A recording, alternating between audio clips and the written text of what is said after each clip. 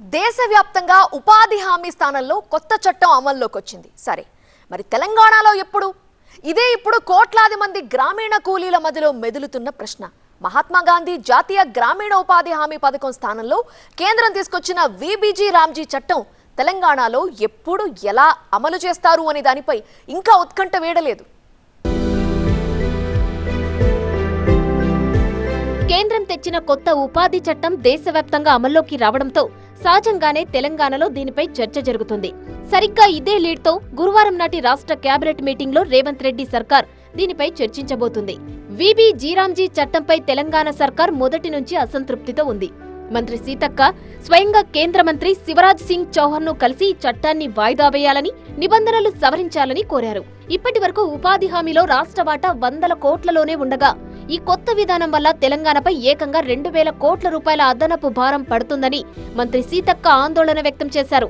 కేంద్రం కేటాయించిన 3825 కోట్లకు గాను రాష్ట్రం తన 40% వాటా కింద 2550 కోట్ల రూపాయలు వెచ్చించాల్సి రావడంపై రాష్ట్ర ప్రభుత్వం అభ్యంతరం వ్యక్తం చేస్తోంది.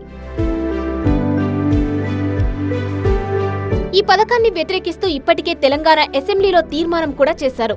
అసలు ఈ చట్టంలో చేరాలా వద్దా అనే దానిపై అధ్యయనానికి మంత్రివర్గ ఉపసంఘాన్ని కూడా ఏర్పాటు చేశారు.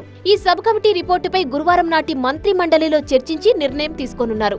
ఒకవేళ కేంద్రం నిబంధనలు సడలించకపోతే సొంతంగా ప్రత్యేక ఉపాధి హామీ పథకం అమలు చేయాలనే ప్రతిపాదనను రాష్ట్ర ప్రభుత్వం పరిశీలిస్తోంది. ఈ కొత్త చట్టంపై తెలంగాణకు సంశయం ఉన్నప్పటికీ సాంకేతికంగా కేంద్రం సూచనల ప్రకారం రాష్ట్ర ప్రభుత్వం కొత్త ఆర్బీఐ అకౌంట్ను ఓపెన్ చేసింది. ముఖ గుర్తింపు విధానాన్ని అమలు చేస్తూ 94.58% ఈ కేవైసీని కూడా పూర్తి చేసింది. పాత పథకంలో కొనసాగుతున్న మహిళా సంఘాల భవనాలు, అంగన్వాడీ, పాఠశాల గదుల నిర్మాణాలను పూర్తి చేయడానికి కేంద్రం అనుమతిచ్చింది. కానీ బుధవారం నుంచి ప్రారంభమయ్యే కొత్త పనులన్నీ, మస్టర్లు, వేతనాలు, రికార్డులు అన్నీ జీరామ్జీ పేరిటే కొత్త వెబ్సైట్లో నమోదు చేయాలని స్పష్టం చేసింది. తెలంగాణ వాదన ఎలా ఉన్నా ఈ కొత్త వీబీజీ రామ్జీ చట్టం కూలీల జీవితాల్లో పెద్ద మార్పునే తీసుకురాబోతోందంటోంది కేంద్రం. ఇప్పటి వరకు ఒక ఆర్థిక సంవత్సరంలో 100 రోజులు ఉన్న పని దినాలను ఈ కొత్త చట్టం ద్వారా 125 రోజులకు పెంచారు. దేశవ్యాప్తంగా రోజువారీ వేతనాన్ని కనిష్టంగా 300 రూపాయల నుంచి గరిష్టంగా 409 రూపాయల వరకు నోటిఫై చేసింది.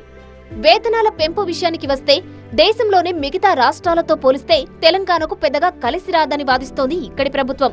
యూపీ, బీహార్ వంటి ఉత్తరాది రాష్ట్రాల్లో వేతనాలు 15% పైగా పెరిగితే తెలంగాణలో మాత్రం ఈ పెంపు కేవలం 3% లోపే ఉందంటోంది. కొత్త రేట్ల ప్రకారం తెలంగాణలో రోజువారీ కూలీ 308 రూపాయలుగానే ఉండబోతోందని చెబుతుంది.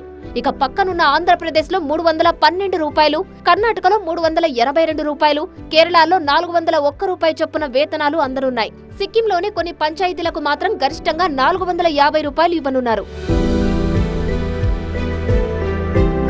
కూలీ రేటు తక్కువగా ఉన్నప్పటికీ పని దినాలు 125 రోజులకు పెరగడం తెలంగాణ కూలీలకు పెద్ద ఊరటే అనే మరో వాదన వినిపిస్తోంది.